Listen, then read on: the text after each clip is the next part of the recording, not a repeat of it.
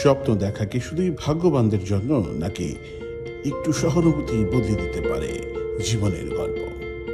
বসুন্ধরা শুভসংঘ জানে, প্রতিটি নারীর মাঝে লুকিয়ে আছে এক সম্ভাবনার আলো।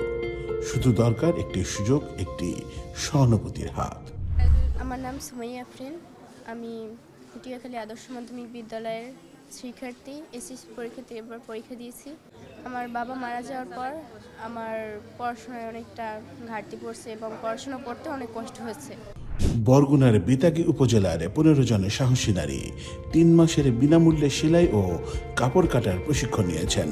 প্রশিক্ষণ শেষে তাদের হাতে তুলে দেওয়া হয়েছে একটি করে সেলাই মেশিন। আজ তারা ঘরে বসে আয় করবেন, পরিবারের খরচ চালাবেন, নিজেদের আত্মবিশ্বাসে গড়ে তুলবেন সম্ভাবনার এক নতুন গল্প। এই 15টি পরিবার এখন আর অসহায় নয়, তারা স্বপ্ন দেখে সামনে এগিয়ে যায় আর সফল হয়। এটাই বসুন্ধরা ফাউন্ডেশনের শক্তি, যেখানে জন্ম নেয় সাহস, স্বপ্ন আর সম্ভাবনা।